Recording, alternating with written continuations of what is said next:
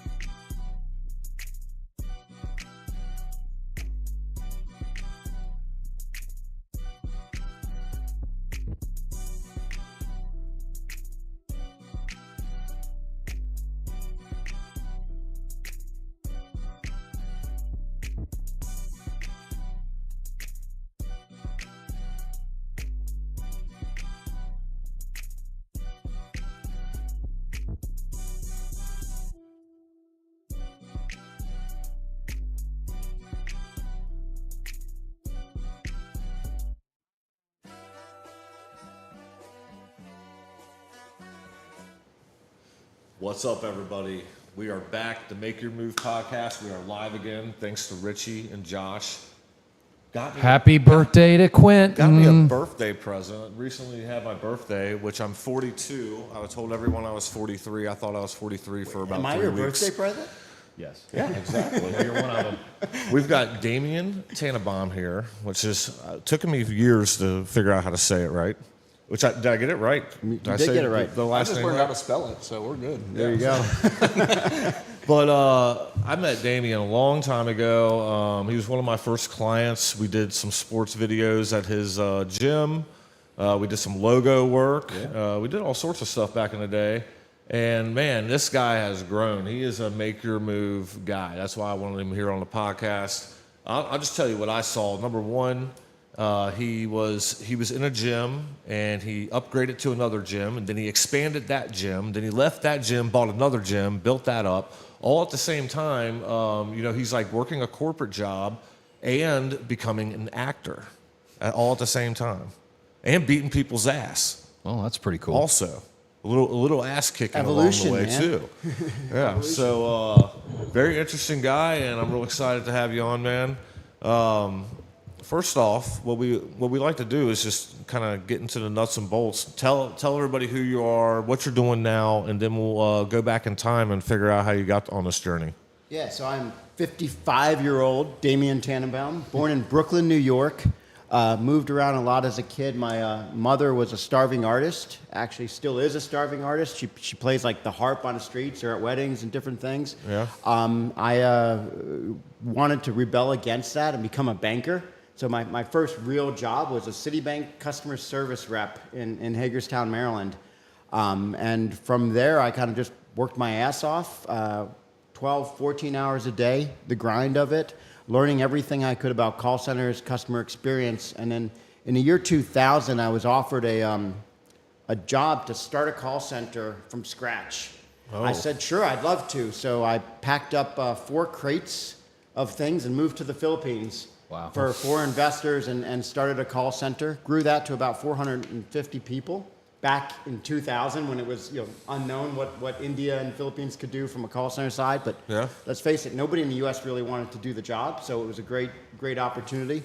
I left there, came back, went to a fintech company, kind of like Citibank was, in Jeffersonville, Indiana.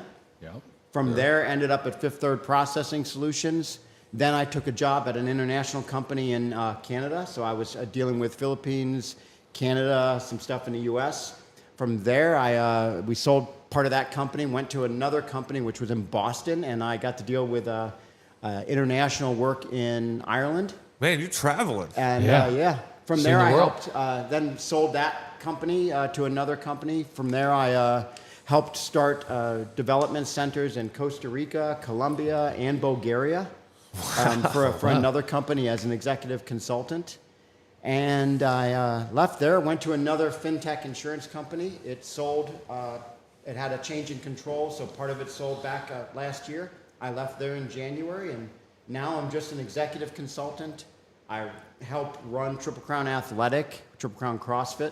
Yeah. kickboxing, Brazilian Jiu-Jitsu Academy, and of course, CrossFit Gym.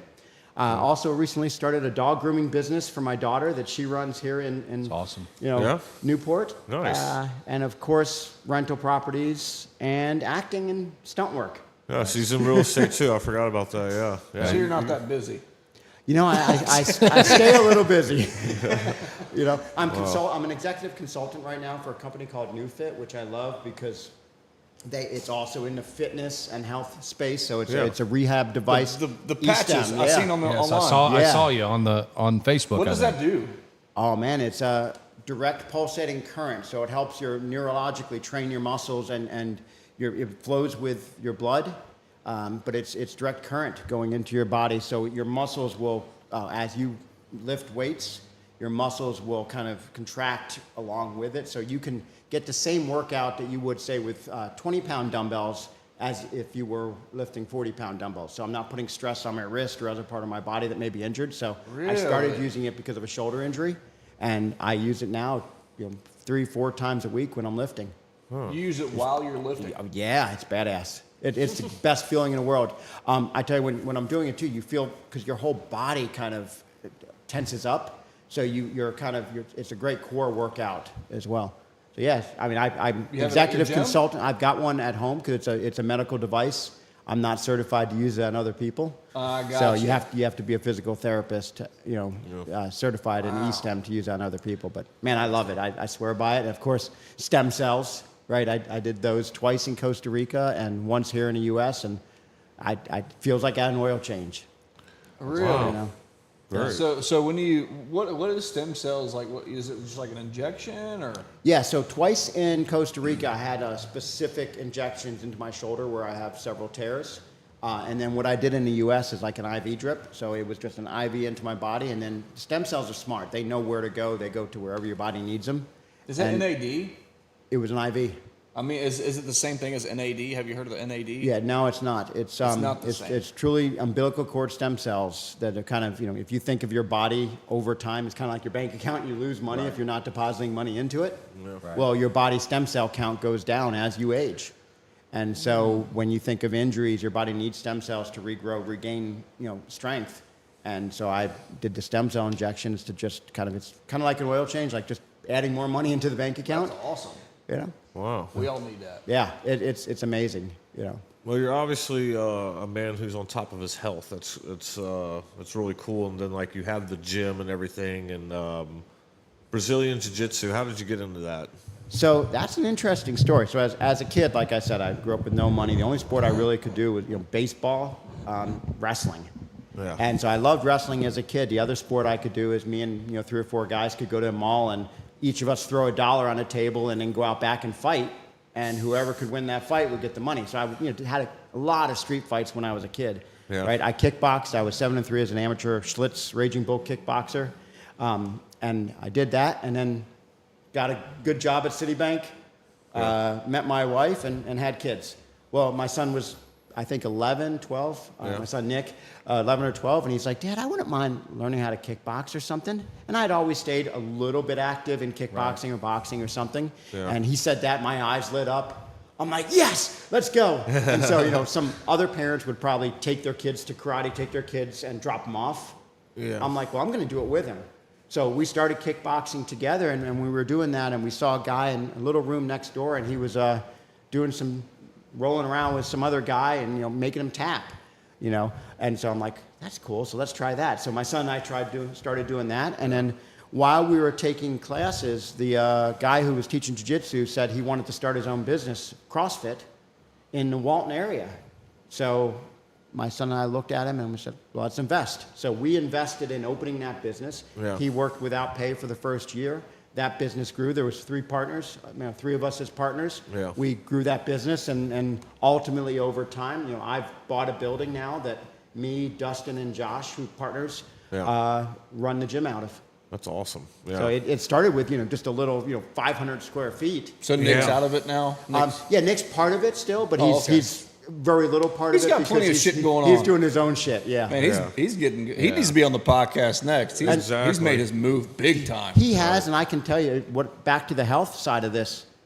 I believe Nick is successful mostly or partly because of getting involved in fitness and being part of the gym and that regimen of that you get from being a wrestler, that regimen you get from doing jiu-jitsu and kickboxing and wanting to be a fighter, because nothing was handed to him, right? I mean, nothing was handed to me. I made a lot of money, and yes, I've helped my family, but he did that all on his own because of his involvement in the gym. He went into the Marines and became, you know, He was one of the military Iron too. Man. Yeah. He was the fittest Marine, and all because of his work ethic in the gym. You know, and That's awesome. I think the love for fitness, you know, anybody who's down in their luck or anybody who doesn't feel good about themselves, just walk Go to the into a fucking gym. find a community. We've been saying, me and him have been saying That's that. like an entrepreneurial like thing that's going on, a phenomenon now with having social media. Everybody's communicating with each other now via these reels, and pretty much all entrepreneurs at some point they're like, listen, I got to start taking care of my body because it is 12-hour days, 15-hour days. And it's working, and it's mental, and it's all that. So going and working out, like I added it to my life, and I noticed one day I woke up and I was just in a shitty mood, and I have those days, and I was just like, you know what, I need to go to the gym, and as soon as I left, I was a totally different person. It's amazing what it does for you, the endorphins in your body. The second you start moving, right? The second you start having activity, and then when you start, you know, pushing yourself, stressing yourself a little bit in a controlled environment like a gym, what it does for your mindset, what it does for your body, what it does for your relationships is incredible, right? So especially if you're somebody who has no relationship, right? If you have nothing, I was talking to a guy from vetbushido.org yesterday, and he's talking about, you know, vets who come out, they were very successful in the military, and then they come out and they're not as successful because they're not good at what it is that we need today in the real world. But you send one of those vets inside a gym to a jiu-jitsu program, and they excel, and they find a community, they find kind of a place to be. So I would say, you know, if you're a family, the part I love about it is back to the point of, you know, my son and I started together. Yeah, you can go do this together. You can do it together. But if you're also a single person looking for a community, walk into any gym. It doesn't have to be mine. It could be, you know, Scott's in Ludlow. It could be, you know, anybody anywhere. Most likely, you're going to find a really cool community. Yeah, there is. When I go shoot the videos for you and Scott, I've shot for. It is a community, but it's very welcoming. You get there and it's like, come on in, hit the mat with me. You know, we'll show you how to do it. And everybody there's real positive. I noticed in your gym, like they're real positive and like really trying to teach. Everybody's trying to be a teacher there. Yeah. Like anybody who has the knowledge is matching up like yin yang with the other person who doesn't, and you know they're teaching them. That's what I really like filming there and seeing. So that. I just went to Master Worlds, and I mentioned I won my first match and lost my second match. The guy I beat in my first match, the second it was over, he's like, "Hey, have you seen video on the next guy you face?" I'm like, "Yeah, I've seen a little bit." He's like, "Remember, when he goes to pull guard, drag that arm over and pass him this way." So within 5 minutes, 5 minutes of me and this guy going back and forth trying to kill each other, the second it was over, the mutual respect that he had for me to try to help me now beat the next guy, because he wanted to see me go on and win. Yeah. Well, I went against the next guy, did exactly what he said. I started good.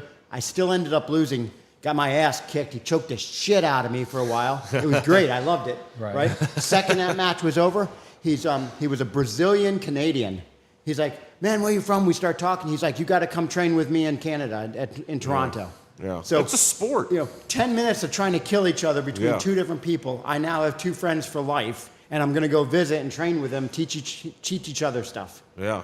Yeah. So it's kind of, even though it's a sport, and you think these guys are trying to kill each other over this period of time, but when you leave, it's such a mutual respect. Well, you don't get that in many places. and that's one thing that I always laugh, because you see like these UFC guys, right? I mean, they beat the tire out of each other.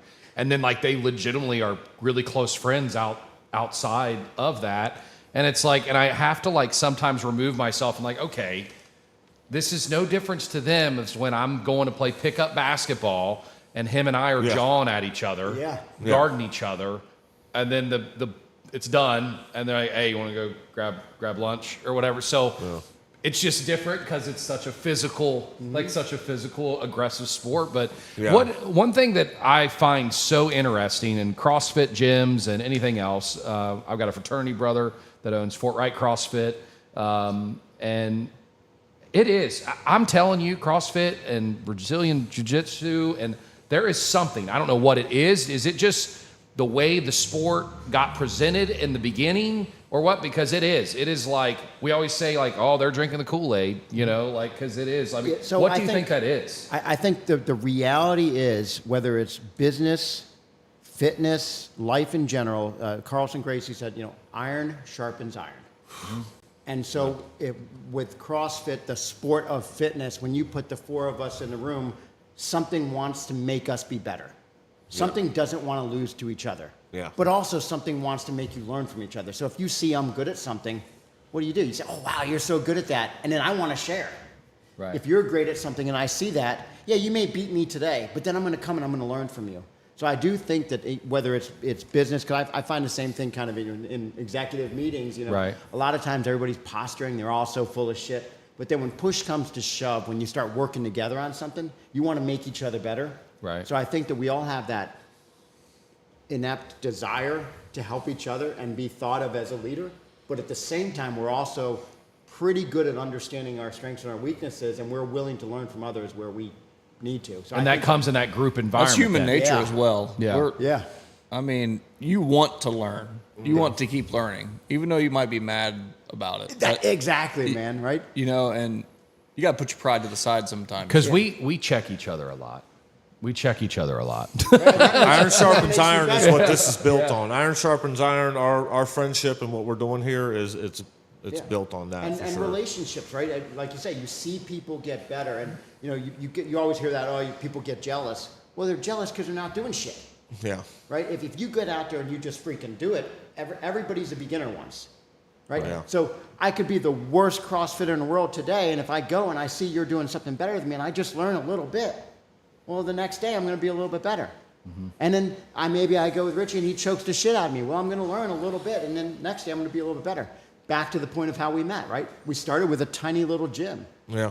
And we just continue to grow and grow. Right. Now we own the building. Chipping away at it. Yeah, you just That's chip a away. solid looking building, by the way. I mean, Yeah, they renovated it. You turned that, like, that used to be when you drove down 25, it was like, golly, are they just going to knock that damn What's thing going over? on in there? You know what I mean? And now, I mean, it's, and you've done a good job with that dark theme, and like it sticks out. I mean, Yeah, so the that's black and really white, cool. a lot of Yeah. people are going to that black. Did you see the Pro Touch on Mall Road? Yeah. The Yeah. tent place. They just made the whole building black. It looks like, But it it's looks cool. a million times better. cool, I wanted to paint my house all black because I really like it. Yeah. It's elegant. Yeah. It's mysterious. It's cool. I really like your building. Yeah, and then those 10 ceilings that we have too. One is maintenance free, right? Because of the way they are, but it also makes it really look cool. You get the glare off Yeah. of them. It looks like a barn of just like badasses and they're fighting and shit. And the doors are always up. Kentucky. People are in there beating each other's ass. Yeah, it's cool. They're lifting on one side, beating each other's ass on the other, and then they're training in the middle, like It's kicking cool. the bags and And it's stuff. always It's busy, really man. badass. Well, I mean, that's People the are goal, always right? there. It's a community. I like to call it the fitness ecosystem because you can do basic fitness, you can do high intensity stuff, you can do CrossFit, you can walk into a center and do kickboxing. It could be cardio kickboxing or regular kickboxing. You can spar, and then you walk to the other side and you can stretch on the mats. Like you can do yoga, you can stretch, you can move. I've done stunt training in there. I've had people doing wire training, stunt fighting, filming stuff in there. I mean, it's kind of, it fits all needs. The only thing I don't like about it is the ceilings are short, Got it. And then we rent some of the space out to a guy doing shirt and an electrician in there. So it kind of serves a lot of purposes. But again, I think the key is it can help the community. He's a right? good guy, too, the electrician. Yeah, he's really cool. He lives right down the road from me.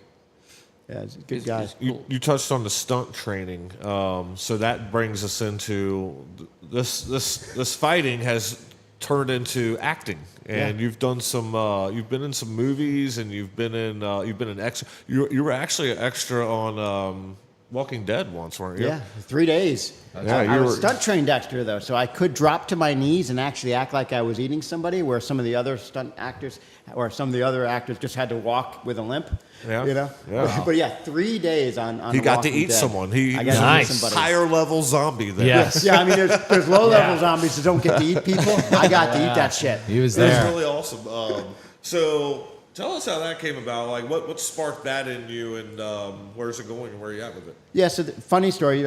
People don't know this, but again, like I said, my mom was a starving artist, and I kind of rebelled against art. kind of weird, right? But I went in banking, right? Well, when I was 18, I did try to go to New York City and be an actor for about a month. So I kind of lived A month. Fuck this. I auditioned for a bunch of stuff. I didn't get anything. I think I got called back for like a dinner theater thing, and then I gave up on it. Went back, finished, went to my senior year in high school, and then really never looked back at it. And forget it, right? Well, I was doing something, and there was a Facebook post. A guy I know in Louisville, Kentucky, was posting, and he said he needed some people from the gym who knew how to fight that would want to be in a low-budget fight scene in a movie called Let's Eat. So I'm like, oh, that's cool. So I sent a note, and me and my son Nick went, and he got to do a flying triangle, and we got to do some stuff, and I'm like, that's fun. My son Nick thought it was a total waste of time. He hated it, never wanted to do it again. I loved it. I'm like, this is great. So next day they were filming, or there was a post in the paper that they needed extras for the Zac Efron film where he plays Ted Bundy. My cousin was in that film too. Yeah. So I'm like, well, I sent in, I signed up for it, and I happened to be a guard. So just a guard just standing there. That was supposed to be my role. Well, during that scene, Zac Efron walks in, and somebody has to take off his handcuffs, and then he has to go and there's a few different scenes, but you have to take off his handcuffs. Well, turns out, I'm exactly Zac Efron's size. I have obviously bigger muscles, of course, but I'm exactly his size. So the guy who they initially had to take off his handcuffs was tall and couldn't look him in the eyes and take off the handcuffs at the same time. So the director got a little mad, and he's like, I need somebody who could take off his handcuffs, and points to me because I was just standing at the door holding it because that was my job as an extra. Yeah. So I got upgraded. And was actually the one who takes on and off his handcuffs and walks him in. So I'm in like 4 or 5 scenes. That's and cool. then after that, I just started signing up for background stuff, and then started taking some stunt training lessons. I've been to Atlanta Stunts multiple times, taking their stunt classes. I went out to L.A., trained with the 87 North Action Stunt Team. They did Keanu Reeves, Wick, and of course they did the Fall Guy.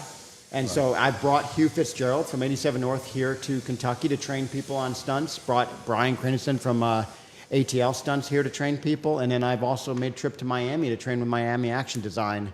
So part of that is we were all beginners once, right? So 6 years ago, I had never done anything in acting, and now I've done over 60 things. Some of them obviously are just background, and then other things now I've had supporting roles. We're going after it, man. That's relentlessly going after it. And then I like the networking too. Like, hey, come back to Kentucky and show people this. I mean, like, I bet that really ingrains and puts you into that pipeline of those people. You're now a peer of them, and now you're a part of their network. So. Yeah. So first of all, I mean, it's really cool. Same with jiu-jitsu, right? When I travel, I go to all these different seminars. I talk to all these people. I network. Exactly. So whether it's corporate world, I'm networking. Right. Jiu-jitsu, I'm networking. And then with stunt stuff, I'm networking. So I go to all the best places. I learn from them. And then I invite them to come and do a seminar at my gym in Kentucky. And, Kentucky is they're filming a lot of movies in Kentucky. There's a 30 to 35% tax credit. So you see lots of productions getting, thousands, hundred thousands, millions of dollars of tax credit to come film in Kentucky. And so I look at that and I say, well, that's a great opportunity to develop actors and stunt actors here in Kentucky so that they can get roles in those films. Like we all know the LA production is going to bring in their A and B player, right? They're going to bring in 2 to 5 people that they know they need to make that film. Yeah. But the rest of that, they have to hire local. And what they hire local for, they get tax credits on. So mine's well, being a guy who loves fighting, has a gym, has the ability to do it. Yeah. Why not host that kind of training, grow the network, and then next time films are in town, I get a message and they say, Damian, do you have people that can do this? Guy. Right. Yeah. That's awesome, man. Yeah, and that happened just a few weeks ago. I got a chance to film a movie in LaGrange. Spent 2 days as a warden, actually. And Did you all go also, to the prison down there and film? Yeah, got to They film let you inside film the in prison. there? Yeah, it was great. Wow. But so I think that's back to the iron sharpens iron. Right. It's the networking side of things. Everything starts. You start as a beginner, and you just start doing it. It doesn't matter if you have experience. You gain experience by doing. Willing to fail. Yeah. That's a common thing we keep finding is willing to fail. It's really not failing either. No, it's not. You're learning, right? It's You the are perception learning. of what people think is failing. Yeah. It's People the have. steps necessary to get there. I don't even think that word's real. You know, a lot of people too. They make up these big, hairy, audacious goals, like I need to be a star, or I need to be the best black belt in the world, or I'm only going to do it if I can be the best. Screw that. Do it because you love it. Do it because you love it and enjoy the journey while you're doing it. Like every film I'm doing, I'm enjoying it. Yeah. I'm doing it because I enjoy it. I'm not doing it so I can become a star. Right. You know, I went to Master Worlds. There's 52 people in my division. I didn't expect to kick everybody's ass. I hoped. I dreamed of it. But at the end of the day, I enjoyed the journey of walking around and being part of it and talking to people I know or respect and seeing people that respect me. So that's so cool. It's awesome, man. Yeah. It's an interesting life you have going on. I love it. Now, you're not doing it alone. Obviously, your wife supports you very well. Yeah, I'm lucky. You know, me and my wife have met her and everything. She's really awesome. Touch base on that, how she's been there for you and pushed you and let you do all this shit. Yeah. So first of all, it is Not be in the doghouse. First, as you kind of know, she's Canadian, so I couldn't find anybody in the U.S. that would put up with me. Yes. So I had to import her from Canada. Had to import her. Yeah. Well, so I brought her in, and as you know, Canadians are nicer, so that was helpful there. Yeah. But no, she's very supportive. She loves fitness. She's the accountant in the family, so she keeps us grounded with the things we do. When I want to travel around the world, she's the one that says, well, maybe this week we should stay home. So very, very grounded, but I would say every single morning we wake up, we work out together. Yeah. And that's helpful. So that's kind of some of our time together. When we kind of are booking things, we decide, when are we going to Canada to see her family? We have a place there and near her family. When am I going to travel somewhere and then meet her there? When are we going to travel together? So we try to kind of coordinate stuff. She works from home, but she also goes into the office one day a week. So there's times I know I have to step up, take care of my granddaughter, and do things and be home. But there's other times where the freedom to travel is there because she supports it and I support her. Yeah. It's really helpful. You guys love animals too. Yeah, we have. There's a few horses that are placed, 2 pigs walking around, a bunch of ducks, chickens, whatever. You would think this guy's a city slicker. Your house actually, I've worked at your house multiple times, and it really inspired me because I see all the animals. I'm like, this has to be cool as fuck. So I started just getting animals. You got some goats, some chickens, some ducks, and it's cool. It's like a family. They know who you are. They really do, and not me so much. They know my wife better. It's hilarious. Like I will walk out at night, ducks. I'm like, come on, let's go to bed. And the ducks like quack at me and run away. She walks out, says, time for bed, ducks. And the ducks wobble and go in their little house, and she can shut the door. They listen to her. It is hilarious, but it is like a family. Every one of the animals. It gives you something else to do too. Like animals bring you like to peace in a way. Yeah. Like that's what I noticed. Sometimes they're I just worried about a couple things. Yeah, sometimes I just go out there and by my animals and just sit and talk to them. They're not going to talk back. Yeah. But it's like they listen. They're sitting there looking at me like, look at this dumbass. And you see their ears moving, their heads tilting. Yeah, it's pretty cool. Sit out there. It's like I think the horses are really smart. And the pigs. I've heard that pigs are the smartest dogs. Pigs are crazy. I used to show pigs, and they are nuts. I mean, I remember when we had to like regiment their feed right at the end of the show season.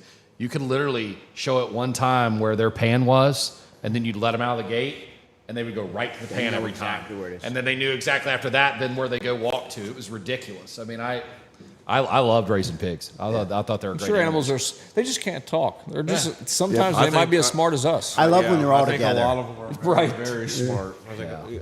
We're the dumb ones. Yeah, no shit. We're already ready to lead into animal. Yeah, hold on. We're getting on spirit animals. But so what's going on now? What are the goals for the future? What you got going on? So September 27th, we've got Rafael Lovato Jr. coming to Triple Crown Athletic. He's doing a 2-session seminar, one on no-gi, which is kind of stand-up grappling and ground submissions with no-gi, and then we have gi submissions after that for 2 hours. So it's going to be a really badass seminar. Yeah. He's like one of the best in the world. 7-time world champion and former MMA champion as well. So we've got him coming. We just started a partnership with vetbushido.com where we can provide 3 months free training to military vets. Awesome. We're partnered with Adopt a Cop, so we can offer $50 a month jiu-jitsu training also at the gym and some free training. for them. I've got, we're working on the next stunt training class, which is going to be kind of a 4-day intensive. So I just went to Miami and I did this 4-day intensive training, and at the end we kind of filmed this little skit. So you get a chance to kind of understand where you fit in a movie. But I'm working with the guys from Hugh Fitzgerald from 87 North and some others where we're going to have a script to film training class where people are going to get a chance to be 2 months ahead of time, part of a writer's room where they kind of create the characters, part of blocking out what happens during the evening where we're filming, and then of course stunt fight training at my gym as part of a 2-day training session. And then day 3 and 4, we're going to film at my property in the barn area. We're thinking it's kind of going to be like a work retreat where 25 people are getting together for a work retreat. 2 people slide off maybe to go have sex somewhere, because that always happens at a work retreat, and they end up getting killed. Yes. Maybe 2 more slide off to go smoke a joint, they get killed. And then Yes. throughout the night, obviously, you kind of, there's a little bit of a backstory to each of the characters, and little by little they die. And obviously you'll have some villain and some heroes. Yeah. And some good fights and action scenes. Sounds familiar. Ish. Well, that sounds like a more of an action deal, but yeah, I have a couple. Obviously, I'm into this too, but I have a couple awesome ideas, and I've told them to people, and they're like, "Man, that's an incredible idea." So you and I need to get together on that probably. We've been wanting to film a movie, like a short film forever. I have a short film I like psychological thrillers. I like like you watch it and the whole time you think something, all at the end you just get twisted like holy shit. So if you think of this movie, it's going to have a little bit of a psychological thriller twist to it, but also the concept of just a horror film on my property, right? I mean, you got the ponds, right? So you can obviously, somebody's going to be on the dock, get killed somehow. Maybe somebody comes out of the pond. You've got the long, windy driveway, so there'll be some stuff happening there. We're thinking that people will have to park somewhere else. They connect to the Wi-Fi, so they all have communication, so nobody cares. And then somewhere along the line, all their communication drops, and there's some twist, right? So who knows? But Some psycho killer on the farm. we're going to need to have a writer's room to really put it all together, because we're going to do this as kind of an Indigo where we'll raise money, so people will pay to be part of the training. I just need to take my idea to him. Right? Probably. I mean, Our he's the one idea who's- is very paralleled, but I have it written, and I have something written that's really, really good. I think it's cool because when we think of, we kind of talked about being beginners, and everybody looks for a way to get experience. I think being part of a writer's room, being part of the team that has to create the shot list, being part of the team that gets to film, edit after the fact, do the stunts within, act within it, or just, being the guys that provide crafty or food, whatever. I think that getting a chance to be part of a whole production could be valuable to a lot of people that are either beginning in film or even halfway through their journey. I think of right now, I'm a Brazilian Jiu-Jitsu black belt, but in film, I'm probably a 2 or 3 stripe blue belt, right? And so as I'm moving up that world, knowing everything that happens to create a 20-minute short, and It's then a lot, isn't it? getting that into Sounds film easy. festivals, right? Well, we'll just That go in and sounds- fucking film and just That's what do I've it. been trying to tell No, everybody. no, They're no, like, no. yeah, there's No. lighting, there's audio, there's so many problems. Yeah. So I There's want to acting, there's- I want to give 20 or 30 people the opportunity to be part of the actual actors. Part of them just stunt, part of them stunt actors, but then also people the opportunity to be part of the writer's room, the opportunity to be part of the editing team, Do you part of need the a blocking. director? See, the need for a director, right? I mean, there's going to be ADs because the director's coming from LA, the guy who real helps director. put together the idea. I But be- no, can I'm I not be real. the I mean, everybody's- co-director? It might Can be I cool- tag along? It might be just Can I cool just just to walk watch. behind that guy and Yeah. Because you got to start somewhere. You guys start something, just Watching- learning. Yeah. Seeing how he moves and Meeting how a he, director would be how great. he directs. I mean, Yeah, even exactly. you ever sit with a sound guy? I mean, they're just sitting there and they're watching, they're hearing, and plane flies overhead, and they're telling somebody on the other end, hey, we got to cut. I can't hear the actors. I hear a plane. Yeah. I mean, it's amazing. Just that ear for. This is why video production, like people, like for what I do, I'm like a one-man crew. But like when you have a video production, there's a lot of people involved, and if you want it to be professional, there's a guy monitoring the sound. There's a guy multiple guys dealing with light, trying to block light, trying to spread the light out, trying to soften it and all that. There's a ton going on. And then you add the number of characters to it, right? I was a stunt coordinator for a film in LA. I spent 7 days on set, like just stunt coordinating. And then we had major stars in it, millions of followers, and then you had some beginner stars, and you getting them to kind of follow the blocking. Right? Yeah. Just saying, okay, we have this main fight scene here, but in the background there's gunshots, there's 2 more people fighting here, and so you got your wide shot of it. Well, okay, everybody remember exactly where you were, because now we're going to go and do everybody's point of views, right? Yeah. And so being able to do that 30 times in a row as a stunt, Right, exactly. fall the same way 30 times in a row. Everybody's always like, "Oh, we'll just hit record and we'll have this done." No, you're gonna do that same thing over and over and over again. Get the sound right, get all the angles, get the right reactions out of people's faces, all that. It's so cool though.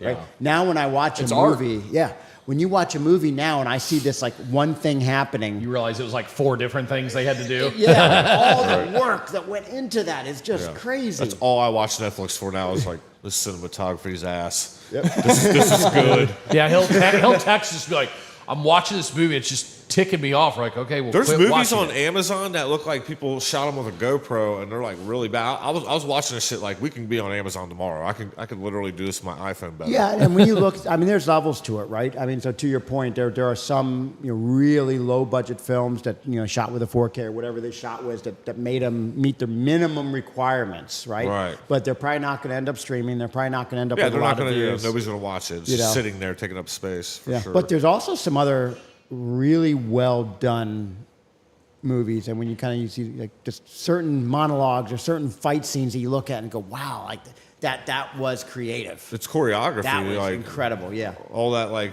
you're fighting somebody here and you're turning around, meeting up with somebody perfectly to do Yeah. that. And Right. And think of the beats in get thrown between each through- one, right? Thrown through some glass, and you got to get up and fight the next guy outside. Yeah, I think it's neat when you see it all come together, and the number of people. I've been in scenes where there's 2 of us in the scene, and just 3 weeks ago there was 3 of us in one jail room scene, and we're having this conversation. But outside of what you saw, there was 30 people watching. There was the sound guys, there was the camera guys. We turned around, there was the lighting guys, and all these different people watching it. Yeah, you got wardrobe too. You got wardrobe, makeup.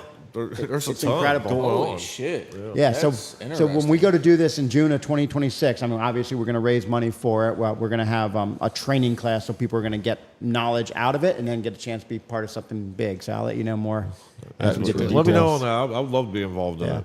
Maybe we build off your story, I do. I have a really good story. So it's never gonna. I'm never gonna do it on my own. So I'm gonna give the story to somebody. I like it to be you for sure. A lot of people think it's really awesome, so I think that we could team up on that for sure. I would love to do that. You know what's funny? A lot of people, they think they have to do it on their own. They're like, oh, if I don't have control, it's not worth doing. I personally, I love partnering with people. I love when you kind of get 4 people in a room and you kind of throw a spitball and then Especially everybody when they're starts- all good. Yeah. That's the best. Like, I used to be that way, like territorial with it, but it's like if I'm going to meet up with people who are good, where I don't have to babysit them, like they know what a good scene is or they know how to work a camera, that's when the magic happens. And now you can start using your mind. It's so Get cool. off the technical small stuff. But because you build off each other. Back to when you guys were playing basketball, right? Right. If one of you won every single game and it wasn't a challenge, it wouldn't be fun. Right. But if you put 4 people in a I room and always we start win, though. building these blocks and it comes together, right? It starts coming together and you make something cool and it's part your idea, part my idea. I think it's incredible. That's one of the reasons why I love hosting events. Like bringing Lovato in, he's a big name and it's not cheap. I mean, it's extremely expensive. But I mean, we've had, the Pedigo guys there. We bring Carlson Gracie in every few months. But bringing people in brings people from other academies, other gyms together, and we all learn from each other. And you become that hub too. You become known as that hub that can bring those kind of A people. lot of in. people also think partnerships. They automatically think money. Well, I'm gonna get screwed. I just posted something on Facebook 2 days ago. Once you start forgetting about money and put your focus towards passion, your whole lifestyle changes. It really does. Like, I enjoy partnering with people too. Like, if I have an idea, I'll bounce it off of Josh or my buddy Hunter, and like, let's do this. Like, who cares about money? We'll make it later. Yeah. Let's just do it. You need people. You need teams to do anything. I think so, too. Which It's is hard to why do we everything all yourself. partnered up, to do what we're doing. It's hard to do everything So yourself. one thing that like fascinates me about your journey is I've got a few small businesses, right? Nothing huge, but I would tell you they've paid their bills and look to do so for a long time, and there's been great growth in all of them, right? And one thing that I'm going to kind of go back to when you were starting all these like call centers, like, man, how did you start? Like, because what I always do is I have levels, right? So I'll start everything cheap from a Google Drive and a Google Sheet, right? And then I get to a level, and then I bring in a system. And how did you build that system? Because it sounds like you figured it out, and then you were able to rinse and repeat that over and over and over again, and you kind of became, in my opinion, probably the leader in that space there. I just feel like people now in small businesses looking to start, if they could hear a little bit of wisdom from you of like, okay, how did you envision this thing? Like, what was the most important thing to you that you did, and then like a couple of the steps that you've taken? So as weird as it is, I think the most important thing I did is work my ass off at Citibank for 11 years, right? Okay. I Makes sense. Learn the ins and outs. I learned the ins and outs of customer service, customer experience, and all the systems that go beyond it. So if they needed somebody to work overtime, Systems. I did it. I knew you were about to get a boner over that. Right? So all the call center systems, whether it's phones, call monitoring, call recording, whatever it may be, screen pop, whatever it turns out to be, all the technology behind the call center, I learned a lot about over 11 years at Citibank. Right? So that was really my training ground. And I say Citibank, but it was Citibank, became Citicorp, became First Data, and became this large credit card processing company. So while I was learning about customer experience and call center, I also learned about credit card processing. And and so by understanding those two things, and then by essentially taking a lot of lateral moves. So you talk about it, you can't make everything about money. There was a lot of times I took lateral positions in other departments simply to learn something and gain knowledge. It wasn't about making more money, because I wasn't making more money. Yeah. And I stayed at the same company for 11 years. So I got my normal 3 to 6% increase a year, but I gained a lot of knowledge. The other thing I did is I continued learning on my own. So I went to call center shows, and I would just walk around, and I would visit every booth, and they were doing demos, right? Because they're trying to sell their product. So I would just look at their product. I wasn't going to buy it, but I would just look and understand it and learn. Interesting. And so then I happened to go to a call center show, and when I was there, I met a guy. He says, "Yeah, we're opening a call center. We need somebody with call center experience to run it." And I said, "Wow, this sounds great. Tell me more." He's like, "Well, come down and meet me." So I went down to his house, which I thought was weird because I was a corporate guy, right? I was Right. Citibank. Right. And he's like, "Well, we're going to open a call center. We rented a small office. There's 2 people in there right now. It's a lawyer and the accountant, and we need you to go there in 2 months and start hiring."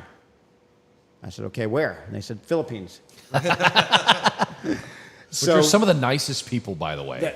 So they how are. did that language barrier work? Well, they speak Tagalog. I speak English, and that's exactly how it worked. I looked at them. They looked at me. But they were they were trying to. They understood combination of Spanish, English, Tagalog, and the educated folks there that when they go to college, a lot of them are taking English as well, and they watch back then, especially all American TV. So Baywatch. Right, and I like Baywatch too, right? Yeah. Kids watching probably don't know Baywatch, but we all By like golly, we Baywatch. did. Yeah, right. So they would watch Baywatch and stuff like that, Knight Rider and stuff like that, to understand how to speak English and have Interesting. conversation. And so I came in and I'm like, okay, this is great. So obviously started helping teach them conversational English, and helped set up. We did some outbound telesales. That back in the day when you try to sell a new phone, right?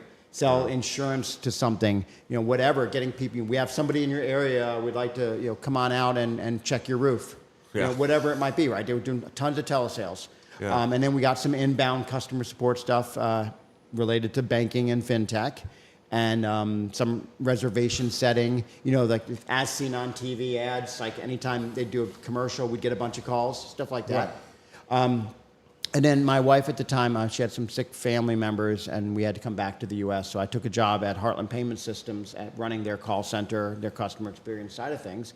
And then the next phase of my life, when you say, how did I learn?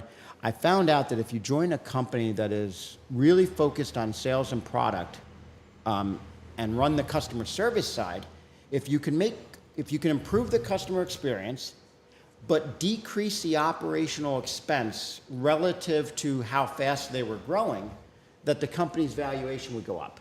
So that's where I started learning about valuation of businesses, right? So I was part of, first 400 people at Heartland Payment Systems, but I came in, because when I left the company in the Philippines, I was focused on obviously making money, but I was also focused on equity. Right. So when I joined Heartland, I got some equity, shares of stock that were useless at the time because 400 people and nobody was buying the stock because it wasn't public.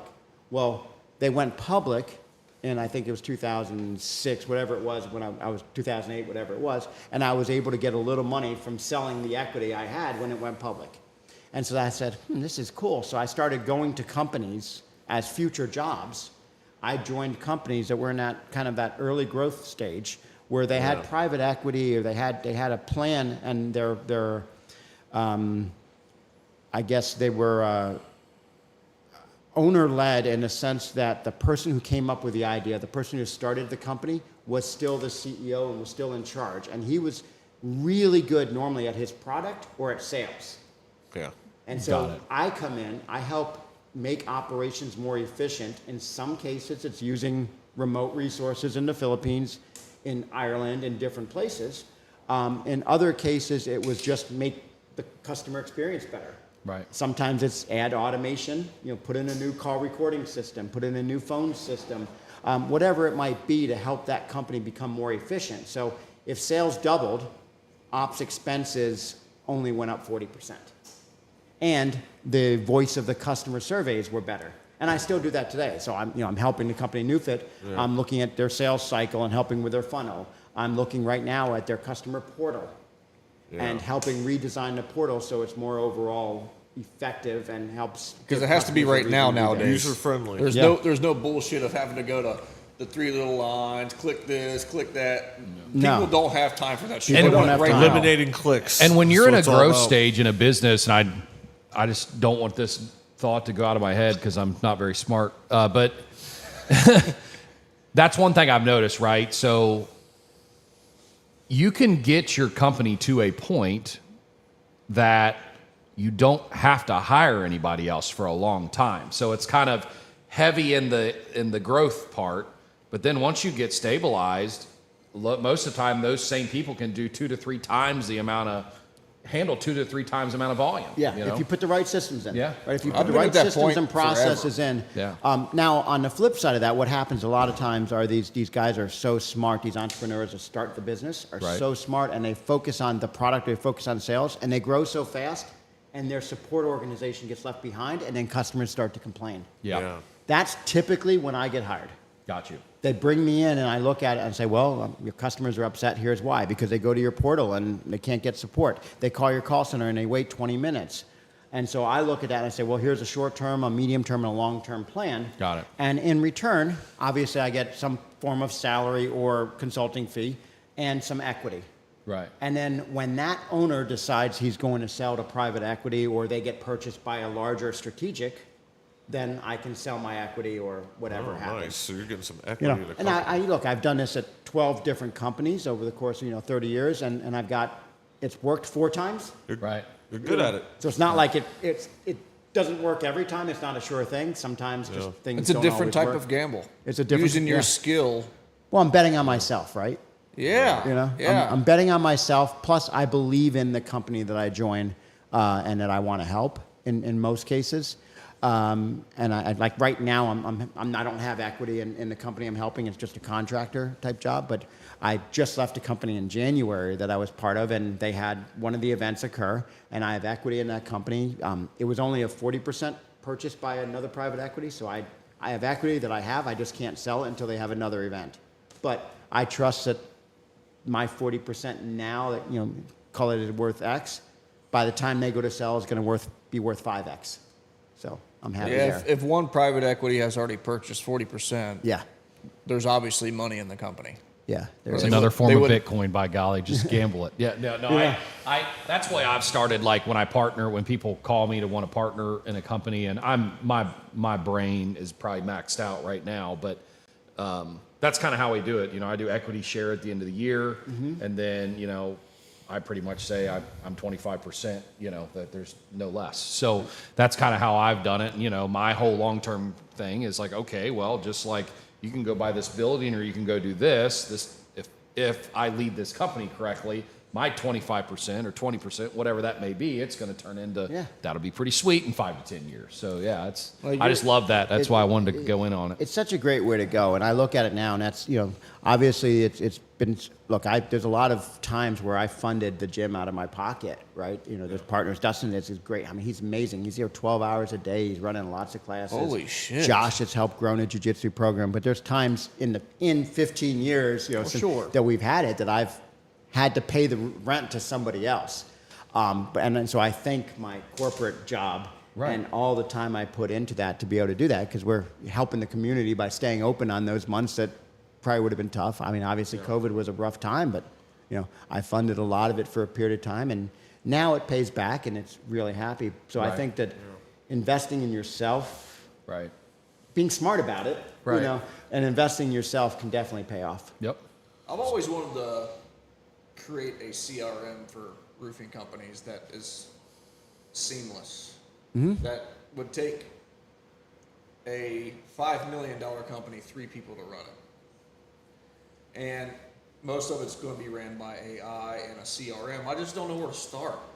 No. I don't know where to start, but I know what needs to be done. Yeah. But Programmers. the programming is like... Look, and I'll say this: you hire a feature team in gotta Bulgaria, hire people. Costa Rica, 4 or 5 person feature team. You give them kind of a wireframe of what you think you want to build, and chances are there's something out there that's done it, or they can kind of start building it for you. Yeah. Really? And they might use something like HubSpot or NetSuite or Salesforce, whatever. They're going to use something maybe that already exists, or create something.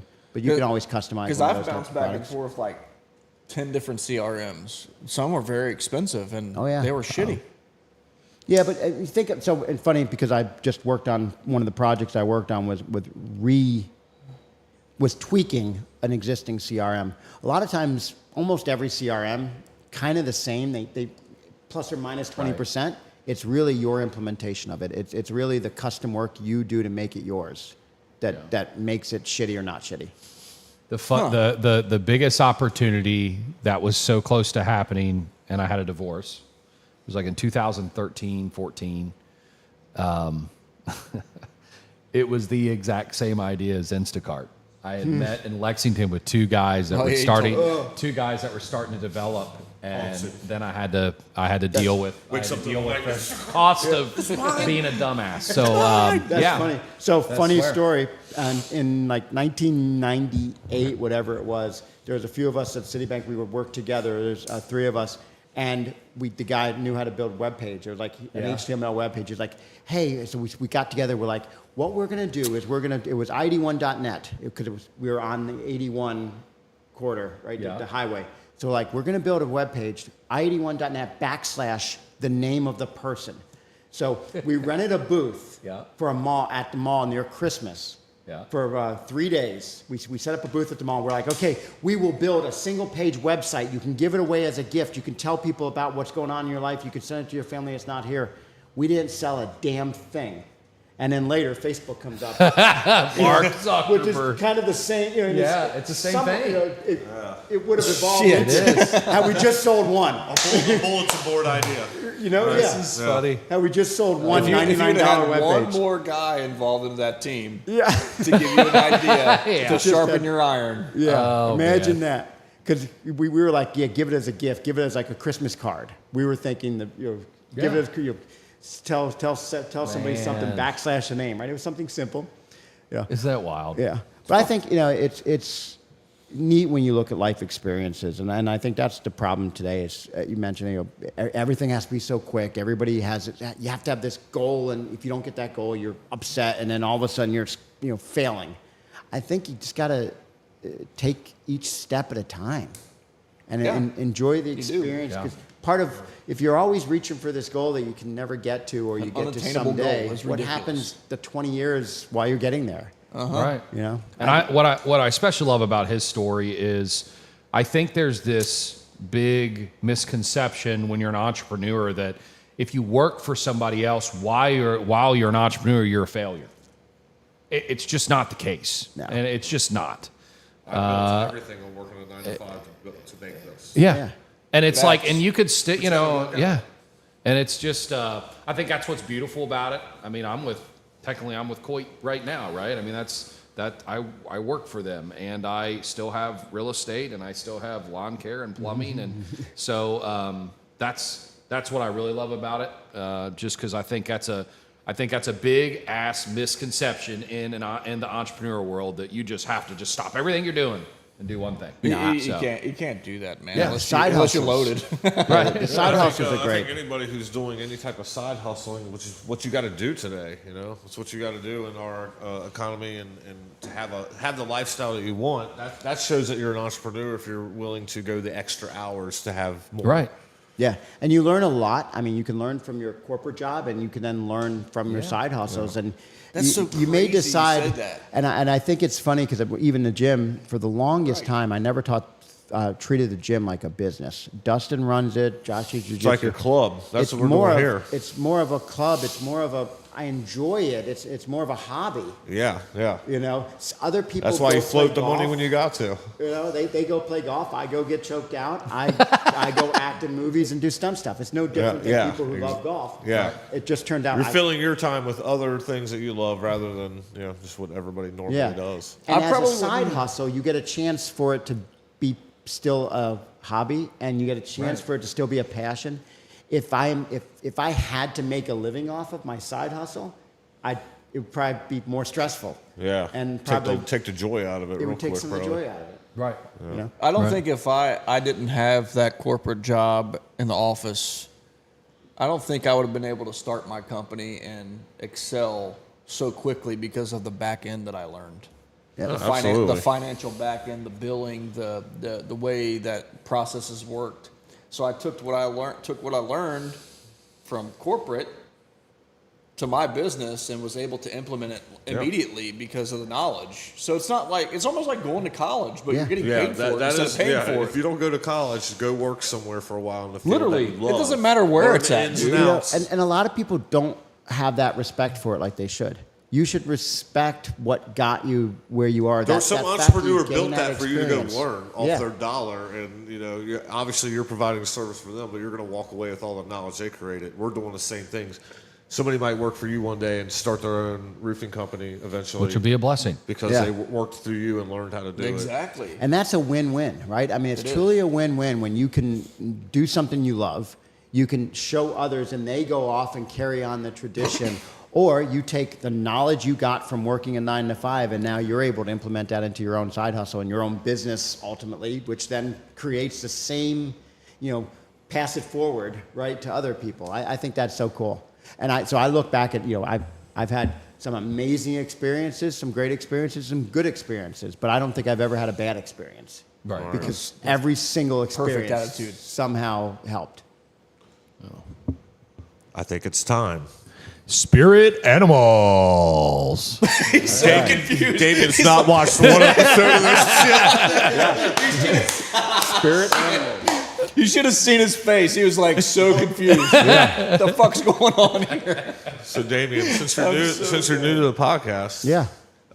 every time we have a guest on, just as something fun at the end after we've got to know you, we state what we think your spirit animal is. It always makes for some fun reels and some fun times. Yes. So who's going to go first? We're giving you your spirit animal. All right. So who's going to go first? I can go. I have mine ready for him. Go ahead though. Mine is a bull Like it? because, one, I love that you have it. I grew up on a cattle farm and raised pigs and stuff too, and tobacco. But bulls are just so awesome. They are, one would think a bull, everybody thinks a bull is just like getting dirt and like ramming people. No, every bull I've ever had is like the nicest good fella that you ever seen. Now he's a protector. Sometimes he'll want to play a little bit too much and he'll knock you over, right? So that's kind of your jiu-jitsu. You don't want to play too much, you may choke me out or something. But I just love that they're also a quiet leader. They're a leader that they're always in a pack. They're always trying to make sure the herd's taken care of. I just think that's a lot of you, right? So you've been able to start many things and lead sometimes from afar, and people follow, and now you're helping advise that. And then you've also put your head down and rammed through a tree. So there you go. That's what I think. I like it. That's a pretty good one. So I was thinking something along the lines of a bird, because this man travels. Got it. He builds nests all over the place. And then I thought, this man is a hawk. Mm-hmm. Because he's like a predator. He's going after everything he wants. No. And he's all over the place. I'm in Miami, I'm in Ireland, he's fucking everywhere, man, just making it happen. And you think about like a hawk, they're kind of like a entrepreneur themselves. They have no net. They got to go out there and make it happen, and they got to feed their family and all that. So that's my spirit animal for Damian, the hawk. Yes. All Perfect. right. Bullhawk. By land and by air. What do you got? You got water? Well, maybe. Yeah, a little bit. Half land, half water. Depends on how hot it is. I'm going to say elephant. Elephant. I'll tell you why. Elephants are known for their knowledge and passing down knowledge to the next generation. And elephants are known for passing the knowledge that they have on to other, I don't even know what Species? No, packs of elephants. Oh, okay. Well, I don't even know what So a they pack help of each other elephants. out. A tide.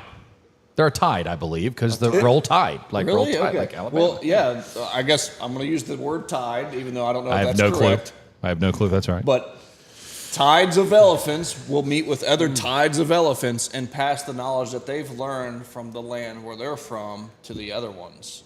And that's actually what they're known for, and the memory retention of them. Interesting. Yes. So I feel like you have a really good memory retention from all the things that you've learned in your corporate world and the knowledge that you pass down and share with others. So I feel like that fits you pretty well. Man, I think we all did good on this one. Fine. Usually one of us sucks. Usually it's me. More deep and less funny. Yeah, less funny this time, but real on point. I like it. All right, so before we go, I really want to let people know about Triple Crown Athletic. I know a lot about it. I've heard your speech. So it's an ecosystem, right? Yeah. It has everything you need. You can do CrossFit there. So if you're into that, come join the clan. You can also just work out there, right? You've got free weights and all that. I've seen that in there.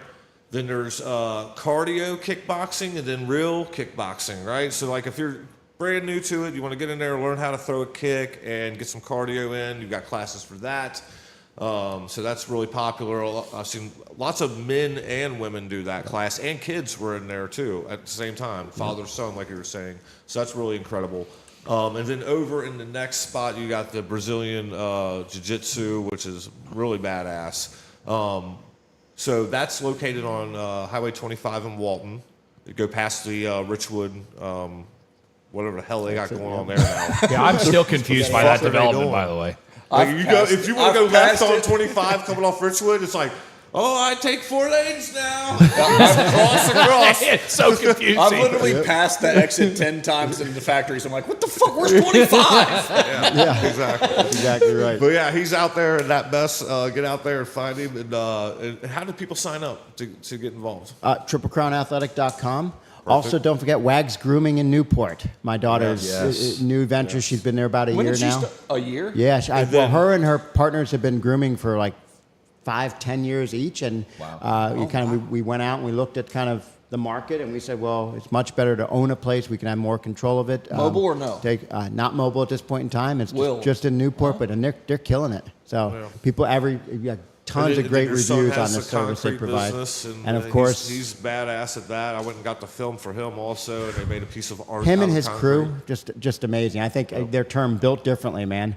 I mean, then you don't Best concrete normally work I've ever get seen. I'm concrete like- guys that are as structured and organized and neat and clean and detail focused. But remember, he's a Marine, right? Yeah, that Marine comes through on his work. Yeah. He runs his crew like he's fucking the guy, and then like everything's got to be. And they do good. it together too. And they It's like. really I think cool. that his crew likes that structure. Like they work like a unit, man, like a military unit. It's They pretty know cool. their jobs, and he don't have to tell So them. the whole That's what's family fair. is Pretty badass. entrepreneurs He's got and great stuff. So make sure you check out everything they got to offer.